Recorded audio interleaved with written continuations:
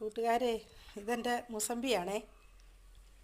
എൻ്റെ മുസമ്പി ഇപ്പം കായ്ച്ചു തുടങ്ങി, പൂവിട്ട് തുടങ്ങി. അപ്പോൾ ഇത് ഫ്ലവറിങ് ഒക്കെ വന്ന് നന്നായിട്ട് നിന്നിട്ട് നിങ്ങളൊന്ന് കാണിക്കണമെന്ന് കരുതിയതാണ്. ആ കൊമ്പയിലെല്ലാം പൂ വരുന്നുണ്ട്.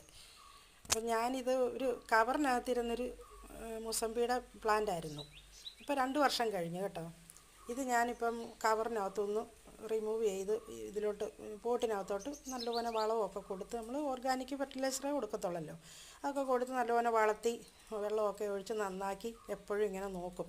നമ്മുടെ കുഞ്ഞുങ്ങളെ പോലെ നമ്മൾ പൊന്നുപോലെ വളർത്തി കൊണ്ടുവന്ന് ഇപ്പോൾ 2 വർഷമായപ്പോൾ പൂവിട്ടപ്പോൾ സന്തോഷിച്ചാൽ. പക്ഷേ അത് ആ പൂവിനകത്ത് കണ്ടോ, പുഴു തിന്നിട്ട് ആ പൂവിനകത്ത് വരെ കയറി തുരന്ന് തിന്നിരിക്കുക. ഇത് ഈ ചിത്രശലഭ പുഴുവാണല്ലോ, ഇവിടെ എല്ലാം ഉണ്ട് ഇഷ്ടം പോലെ. ഇതിലുണ്ടായിരുന്നു. ഞാൻ കുറച്ച് കൈ കൊണ്ട് പെറുക്കി കളയുകയൊക്കെ ചെയ്തു. ഇന്നലെ രാത്രി വൈകിട്ട് പോലും ഞാൻ 2-3 പുഴുക്കളെല്ലാം കളഞ്ഞൊക്കെ ഇന്ന് കയറി കിടന്നു. ഇവിടെ എല്ലാം നിറച്ച് കായ്കളാണ് വരുന്നത് കണ്ടോ, ഒരുപാട് പൂക്കുന്നുണ്ട്. പക്ഷേ ഇന്ന് രാവിലെ നോക്കിയപ്പോൾ നിറച്ച് പുഴുവാണ്. ഞാനതിനെല്ലാം പെറുക്കി മാറ്റിയപ്പോൾ ഉണ്ട് കുറേ പൂക്കളെല്ലാം കൊഴിഞ്ഞ് താഴെ കിടക്കുന്നു. ഉള്ള പൂവേലെല്ലാം അകമെല്ലാം തുരന്ന് തിന്നിരിക്കുന്നു. ഇതിൽ ഉറുമ്പും കയറിയാൽ ഇനി ഉറുമ്പാണോന്ന് അറിയത്തില്ല. പക്ഷേ പുഴു ഈ ലീഫ് മാത്രമേ തിന്നത്തുള്ളെന്നായിരുന്നു എൻ്റെ ധാരണ. ഇതിങ്ങനെ പറ്റുമെന്ന് ഞാൻ വിചാരിച്ചില്ല.